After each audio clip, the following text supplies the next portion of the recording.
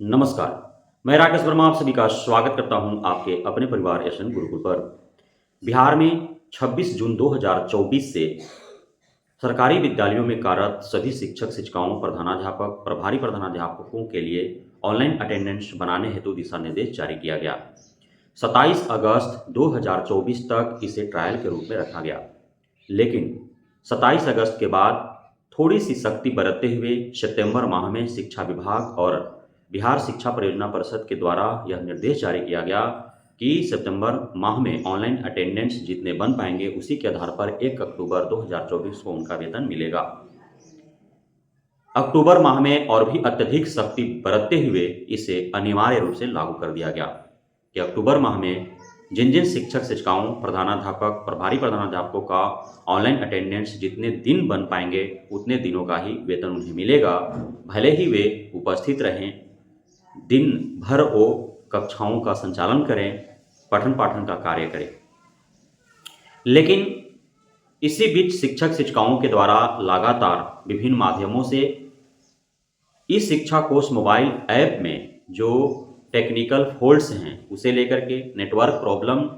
यत्र तत्र हैं उसे लेकर के शिक्षा विभाग और बिहार शिक्षा परियोजना परिषद को शिकायतें मिलती रही। उन शिकायतों को मद्देनजर रखते हुए पुनः एक बार नरमी बरती गई है शिक्षा विभाग और बिहार शिक्षा परियोजना परिषद के द्वारा। भले ही ऑनलाइन अटेंडेंस के आधार पर ही वेतन दिए जाने की बात कही जा रही हो, लेकिन अब भी बहुत ऐसे सुदूर ग्रामीण क्षेत्र हैं, दूर दूर के ऐसे सरकारी विद्यालय हैं जहां पे नेटवर्क प्रॉब्लम है एवं इस शिक्षा कोश मोबाइल ऐप में तो प्रॉब्लम है ही। आप रोजाना देख रहे होंगे तस्वीर या वीडियो जो सोशल मीडिया पर वायरल किया जाता है कि सुबह 9 बजे या उससे पूर्व ही किसी शिक्षक या शिक्षिका के द्वारा स्कूल इन कर लिया जाता है और जब शाम में 4:30 बजे या उसके बाद स्कूल आउट करने हेतु लॉग इन किया जाता है अपने मोबाइल में शिक्षा कोश मोबाइल ऐप के माध्यम से, तो पाया जाता है कि स्कूल इन हुआ ही नहीं था, अर्थात उन्हें अनुपस्थित करार दिया जाता है या फिर स्कूल इन और स्कूल आउट दोनों का समय एक ही बता देता है या फिर स्कूल आउट का समय स्कूल इन से पहले ही बता देता है। लोकेशन स्कूल इन या आउट करने के समय कुछ और था और बाद में कुछ और बता देता है। तो इस प्रकार के बहुत सारे खामियां हैं। सबसे अत्यधिक खामियां जो आ रही है सामने वह है स्कूल इन स्कूल आउट को लेकर के। स्कूल इन करने के बावजूद भी बाद में भी ऐप खोलने पर पता चल रहा है कि ग्रीन का ग्रीन ही है, स्कूल आउट हो गया, समय कुछ और बता रहा है कि ये कब थे, समय कब का बता रहा है, लोकेशन उस समय क्या था अब कब दर्शा रहा है। तो इस प्रकार के बहुत सारे खामियां हैं। साथ ही अब चूंकि स्मार्टफोन से ऑनलाइन अटेंडेंस बनाने हैं तो किसी का स्मार्टफोन हो सकता है चार्ज ना हो, रिचार्ज ना हो, गिर गया हो, फूट गया हो, भूल गया हो या अन्य कोई दुविधाएं उत्पन्न हो गई हों, तो उनके लिए एक वैकल्पिक व्यवस्था बनाया गया। हेडमास्टर आईडी दी गई, स्कूल आईडी, उसमें लॉगिन करके और वे बना सकते हैं। हालांकि बक्सर जिला के चौसा प्रखंड के प्रखंड शिक्षा पदाधिकारी के द्वारा वहां के सैकड़ों शिक्षक शिक्षिकाओं को सिर्फ इस वजह से नोटिस थमा दिया गया था कि वे हेडमास्टर आईडी से स्कूल लॉगिन में जाकर के और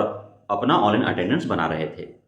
बाद में उन सभी को मुक्त कर दिया गया उस आरोप से, क्योंकि उन्होंने जो स्पष्टीकरण दिया उससे प्रखंड शिक्षा पदाधिकारी संतुष्ट हो गए। इसलिए कि जब पत्र निकाला गया था शिक्षा विभाग के द्वारा, बिहार शिक्षा परियोजना परिषद के द्वारा, तो उसमें साफ साफ लिखा गया था कि नेटवर्क प्रॉब्लम हो सकता है, मोबाइल डिस्चार्ज हो सकता है, मोबाइल चार्ज नहीं हो सकता है, मोबाइल किसी का घर पे हड़बड़ में छूट गया या भूल गया या खो गया, तो उस परिस्थिति में तो उनका अटेंडेंस बनना चाहिए, तो उसके लिए वैकल्पिक व्यवस्था दिया गया था। अब साथ ही उन लोगों को भी वैकल्पिक व्यवस्था दिया गया था जो दृष्टिबाधित शिक्षक या शिक्षिका हैं, जो स्मार्टफोन नहीं चला पाने में सक्षम हैं, तो उन लोगों को भी दिया गया था। तो उस परिस्थिति में तो बनाएंगे ही वो ना हेडमास्टर आईडी से स्कूल लॉगिन में जाकर के, तो उन लोग ऐसा कर रहे थे। अब जो खबरें आ रही है वह यह है कि भले ही आपको मैसेजेज मिल रहे हैं कि आज आपने ऑनलाइन उपस्थिति दर्ज करने में सक्षम नहीं हो पाए, आप रेगुलर नियमित तौर पर ऑनलाइन अटेंडेंस दर्ज करें, ताकि 1 नवंबर से आपका जो मिलने वाला वेतन है उसमें कोई व्यवधान न उत्पन्न हो। लेकिन जो आपका उपस्थिति पंजी विद्यालय में रखा रहता है, जिसमें पूर्व से आप अटेंडेंस बना पा रहे हैं, जिसमें आप उपस्थिति दर्ज करते हैं, तो उसमें भी आप अपना उपस्थिति दर्ज करें। अब ऑनलाइन अटेंडेंस बना करके आप एकदम निश्चिंत हैं कि आपका तो ऑनलाइन अटेंडेंस बन गया है। जब आप जो है घर जाते हैं या बाद में ऐसा पाते हैं कि आपने ऑनलाइन अटेंडेंस बनाया था, लेकिन वो अनुपस्थित कर दिया, अब्सेंट कर दिया, और उसका आपको नोटिस मिल गया कि आपने बनाया क्यों नहीं, या मैसेज प्राप्त हो गया, तो उस दिन आप यदि जो उपस्थिति पंजी है उसमें यदि फिजिकल अटेंडेंस आप दर्ज कर लेंगे तो फिर आपको समस्या नहीं होगी।